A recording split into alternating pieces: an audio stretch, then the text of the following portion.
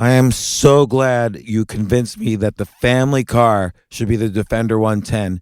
It is so beautiful inside. It's so comfortable and it just feels indestructible. Yes, it really is. I've been waiting a long time for the new model to come out. The Defender 110, I'm telling you, it's my favorite car of all times. It's my third one.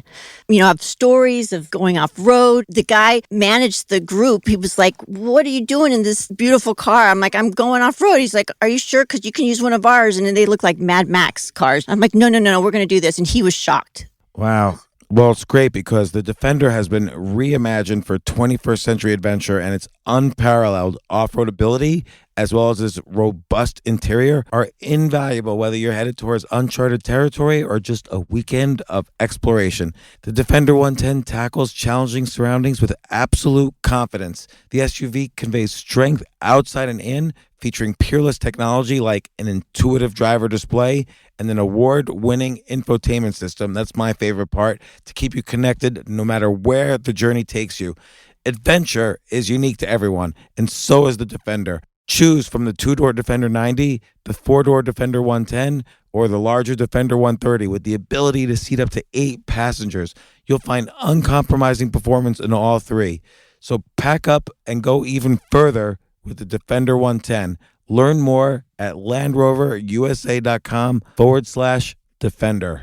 Sometimes it takes a different approach to help you unlock your true potential. Capella University's game-changing FlexPath format helps you learn at your own pace and fit earning a degree into your life. From before you enroll to after you graduate, you'll be supported by people who are invested in your success so you can pursue your goals knowing that help is available if you need it. Imagine your future differently at capella.edu.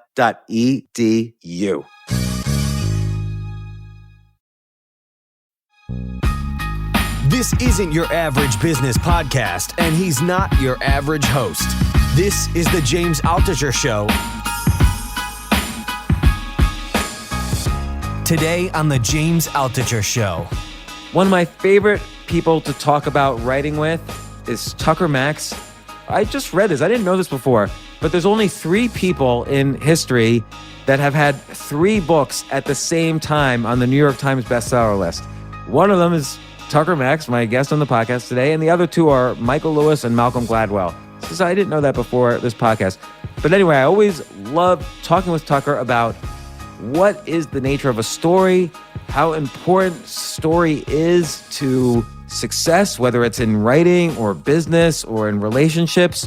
And once we establish that, we get right into how do you tell a good story, no matter what your objectives are.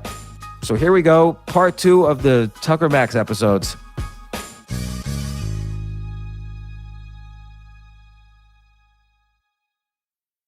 So you've been posting every day or every couple of days this lessons you've learned, and it's very nice. They're not like blog posts. So I really appreciate this new style from you. It's just like these very short, concise, but very poignant lessons you've learned.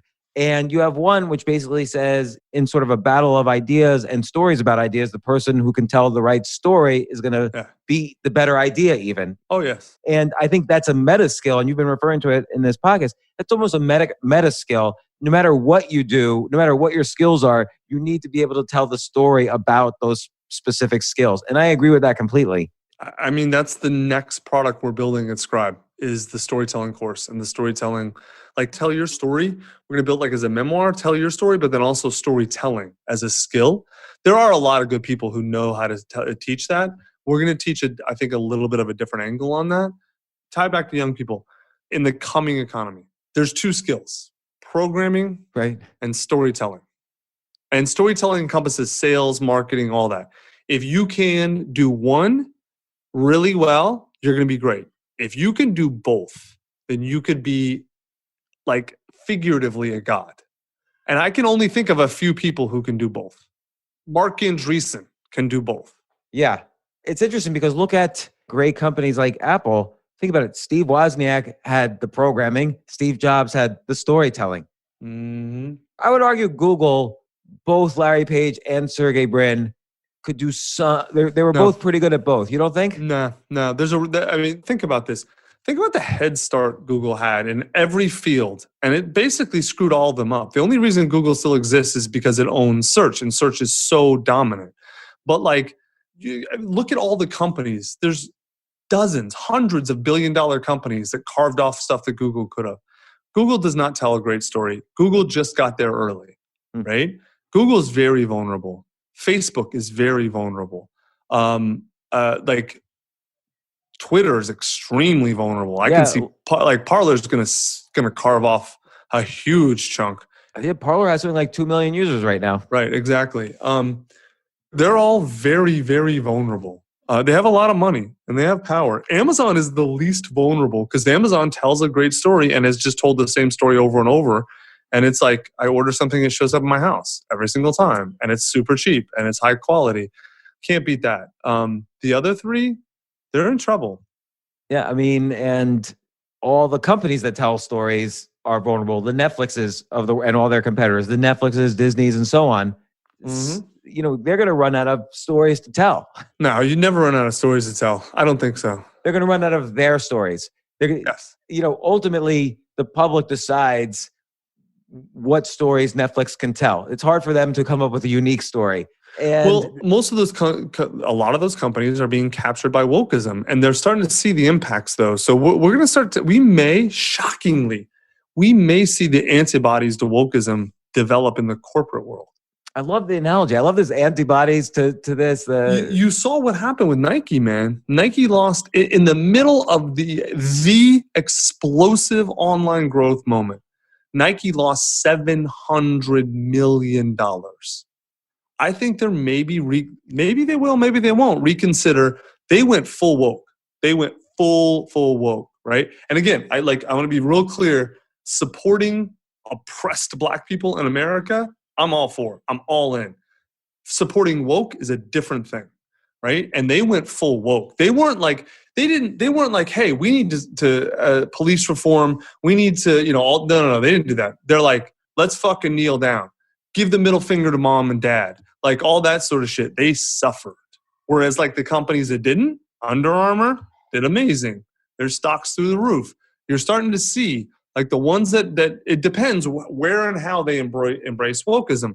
But I'm telling you, man, I'll tell you, this is another reason why who wins in November makes a big difference. If Trump wins, I think Trump and the conservative core go after and break up Facebook and Google, especially Google. I wonder how you would do that. Like, what would you do? Because search. Oh, are you kidding? You can wield antitrust law any way you want. Like antitrust law is essentially voodoo. It's made up. Like I'm telling you, as someone who studied this in law school, the iconic example is if you sell more than your competitor, it's price gouging. If you sell at your competitor's price, it's collusion. If you sell less, then it's flooding the market, right? So you can make it is a power play. It is a pure and simple power play. And I can absolutely unequivocally, I think Trump will go after, well, really, I would say probably Twitter and Facebook even more than Google, although Google's trying to deplatform too. They're going to go after them. Absolutely unequivocally. That's one of the big things, man. If the Democrats win, the tech state and the government state then merge. And then that's when you got to really worry about, it's not cancel culture anymore. Now it's like people disappear. Right. And like that is my fear. Like, the end state of that is people disappearing. We're not going to have people in December of this year. No one's disappearing. But the end state of technology and government merged is Soviet Russia. Right. Well, and it's not. That's what it is. It's not like disappearing in the Soviet sense. It's not like disappearing in the Argentinian sense where, you literally disappear. Right. Right. It's disappearing in the Alex Jones sense. Yes. Well, and it's like the technology allows people to pretend to have good intentions. Hey, we need to isolate you for XYZ reasons. Yes. Now there's a virus reason, but there's going to be other reasons. There's going to be nonstop reasons, just like the way someone could defend freedom of speech, but at the same time say, but a U.S. senator shouldn't be doing an op-ed in the New York Times. Right. Like, there's going to be all these people with good intentions. Like, well, yeah, we need to use this technology. Think about the arrogance of the idea that a sitting U.S. senator needs to be deplatformed. Right, and this is not even saying Republican or Democrat. Like a sitting U.S. senator, someone who was elected by millions of people, should be deplatformed. Think about that for a second, and then you understand what the New York Times is. They are a partisan in an ideological war. That is what they are. Everything is like that. Look at Twitch right now. And again, this is not about Trump, no Trump, whatever. But Twitch saying any politician is not allowed on Twitch anymore. And at the same time, last night, my daughter was shooting up prostitutes in Grand Theft Auto on Twitch. So hold on. A platform says no politicians. I get it. Okay, fine. We're making a business decision to eliminate that sort of thing. I'm with it. That's not what. Yeah, if you do it universally across the board, you can't just isolate. I get it. Right. But Twitter's decided that Donald Trump tweeting about protecting the sovereignty of America is inciting violence. Dude, think about that sentence for a second. Do you understand? Like that, when I tell you, you have to pick a side, that is what I mean. It's here. It's in front of you. It's right fucking here. But look, you know what's so funny, Tucker? Because this brings me back to 2013. You know, you were helping me with my book, Choose Yourself, and just that book there. The then CEO of Twitter wrote the foreword because Twitter then was this very choose yourself medium. Like anybody in the world could have a voice. It's very different then. Yes. And now it's right now, if I want to watch snuff videos, like videos of people being killed, I can go on Twitter and watch 100 different videos, 1 million different videos of people being killed, which by the way, when we were kids, that you never would have been able to watch a video of that. No. But meanwhile, if I just tweet the word hydroxychloroquine or coronavirus, that tweet will probably be like shadow banned or banned or whatever. Yes. Just by the bots. Yep. But snuff videos, no problem. I just watched today by accident, and I really do mean by accident. Like I didn't realize it was going to happen. Just watch this guy getting shot right in the face and dying right on this video. As kids, were you able to watch a snuff video? I keep telling you, wokeism is a death cult. Yeah, it just is. This is not like it's not like I came up with this idea. Like I'm smart. I'm not like you can look at it and see it's a death cult. That is what they are.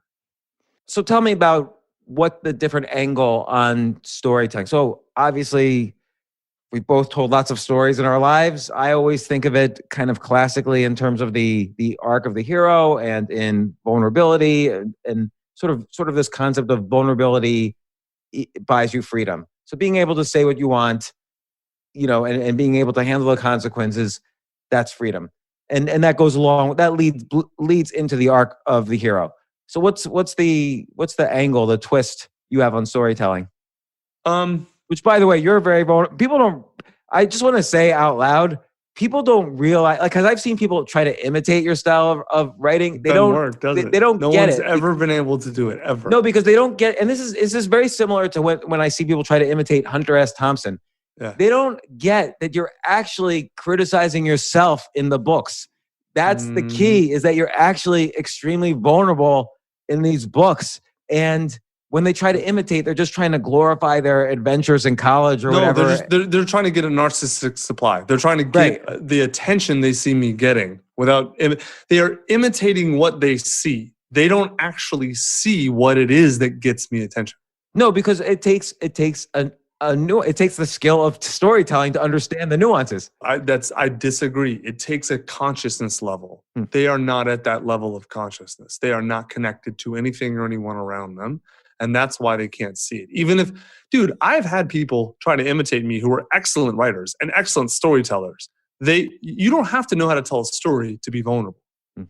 They're different things, completely different things. Now, if you know how to tell a story and you combine it with vulnerability, you get magic, right? But you don't have to know how to tell a story to be vulnerable. And you know, it's funny you say that, because on the reverse side of things, I've seen people try to imitate me, where they'll glorify their stories of failure. It's this whole category of what I now call failure porn. Yeah, failure porn, exactly. Dude, there's a whole segment of marketers that do this now. It's obnoxious. Right, but they can't tell a story. So you're right. They are two different skills, and so it makes it very unappealing. You can tell they're faking it because it's like the way they write about bankruptcy is like the way they perceive other people see bankruptcy. The way you wrote about bankruptcy was like, I've never been bankrupt, but I felt it. I felt it when you read it. I was like, oh God, I understand what this feels like. Not pleasant. I don't want to say you can't do that unless you've been through it, because that's not true. But it is extraordinarily difficult to write about things that you have not actually felt.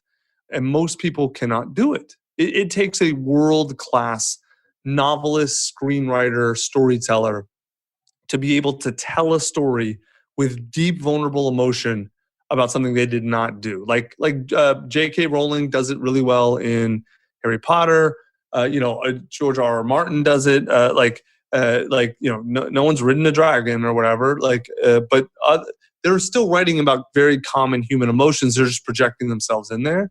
It's really hard to fake that. Right. Like a great example of someone who can't do it actually is Charles Bukowski. So you look at his first 4 novels, Post Office, Factotum, Ham on Rye, Women, Hollywood. So for his first 5 novels, he's basically telling His life. a memoir and calling it a novel. Yeah. But then when he wrote his final book, Pulp, which was a pure detective novel, it was like one of the worst novels ever. Like he couldn't really write fiction. Yeah. Yeah, And it's so- true. I tried to write fiction at the beginning and it was awful. It was the garbage. Oh, dude, it was the worst garbage dumpster fire of all time. And then I gave up and just told my stories, and the rest is history. Right, and I think that also began this wave of kind of literary nonfiction or narrative nonfiction, which I think has been a positive cultural, thing that's happened. Like I think those are the best stories right now. But so what? Tell me an angle on storytelling.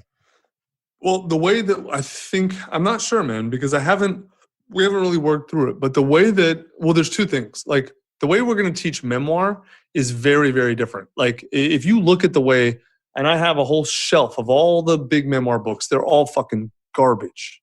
They suck because none of them address the entire reason to write memoir, right? And I tell all the people in our workshop, if you want to join our workshop, it's free. You can watch the whole thing. Go to scribebookschool.com. It teaches all the instructions there. So what's your Scribe? Scribebookschool.com. And then we have nonfiction and memoir. They're different tracks, and you can do either one. But what we teach for memoir, it basically boils down to this. No one reads your book to learn about you. They read your book to learn about themselves. But the way they learn about themselves is through your honest and vulnerable expression of your emotions and your experiences. And you wrote this in one of your lessons I've learned, and I thought this was very interesting. It made me think of my own writing, but then it made me think of you've probably read William S. Burroughs' Junkie. Yeah. Mm-hmm. So again, he's another guy. I don't really like some of his later stuff, but Junkie is this very direct memoir style book, which packaged as a novel because that's what they were doing, about his experiences as a heroin addict in New York City. And it's very just, what was very interesting is he goes back and forth between the first person and the second person.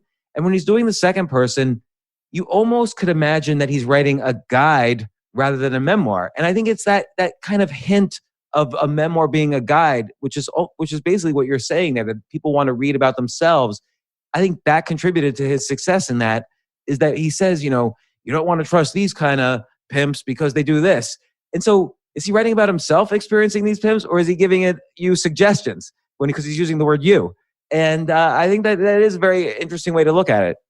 When you write second person, it just makes you feel like you're in a conversation, which works really well it can work really well for memoir. Yeah. It depends. You got to be a different kind of writer. Like I wouldn't recommend that for new writers. Well, if you do it 100% of the time, then it feels a little like Jay McInerney, Bright Lights, Big City. It feels a little fake. You're right. It's too difficult. But if you go back and forth, like, I went up to the whorehouse, I brought all my, the $30 I had left, but you can't mess around with pimps like this, blah, blah, blah. So if you go back and forth, and like you say, it's a combination of first person memoir, but then there's this slight hint of it being a guide as well as a memoir.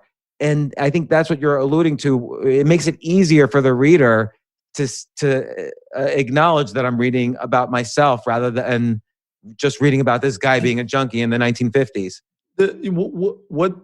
What memoir really boils down to for most people is the therapy they're afraid to do. And so we address that head on. If you're going to write memoir, you need to understand that this is a therapeutic process. And that if you try to avoid it, your memoir will be garbage and no one will read it, no one will care. But if you engage it and go as deep as you can and go as far as you can, you don't have to go all the way, just go as far as you can, then you are going to get a lot out of it.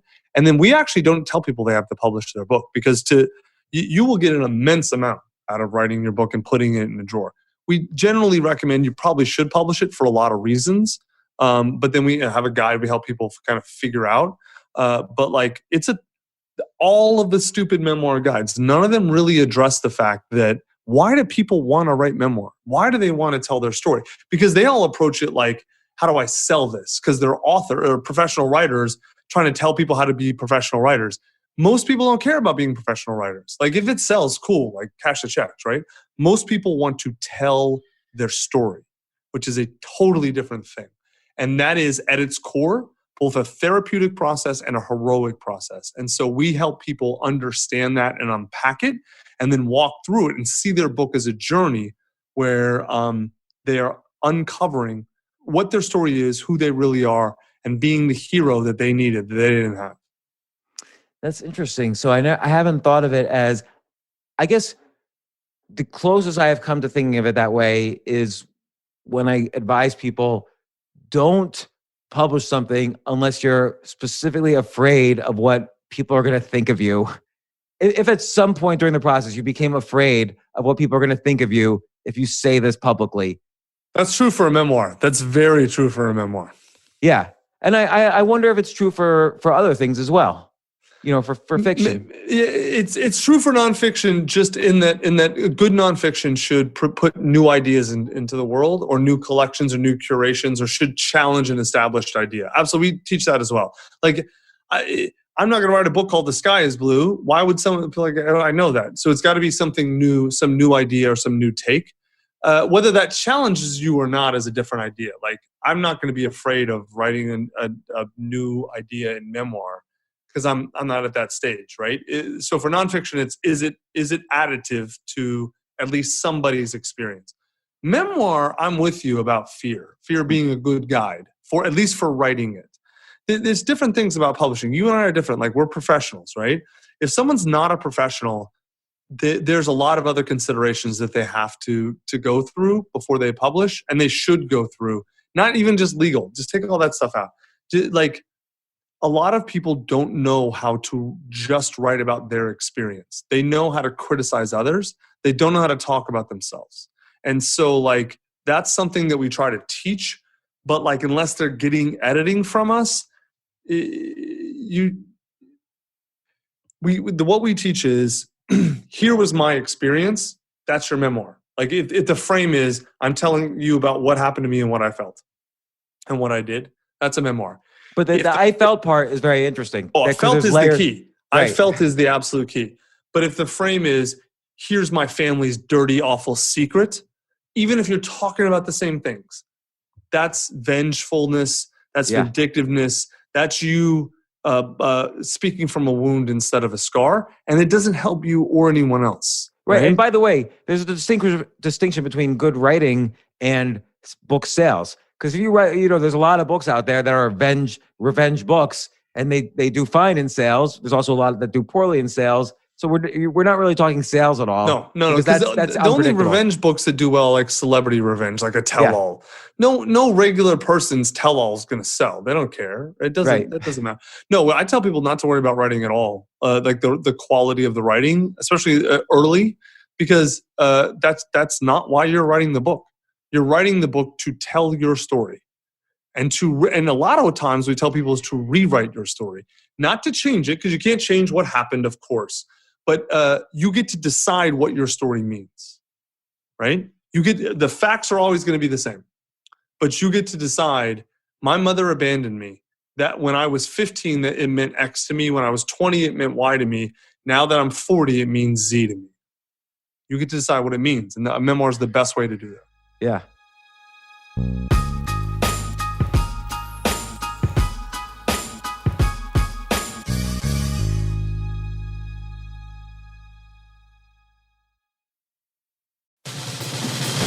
These days, we're all investors, trying to be smart with our money despite our worst impulses. But at iShares, we believe that deep down inside of every investor is a better investor.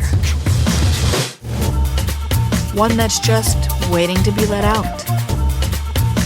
Explore iShares ETFs and insights and let your best investor out.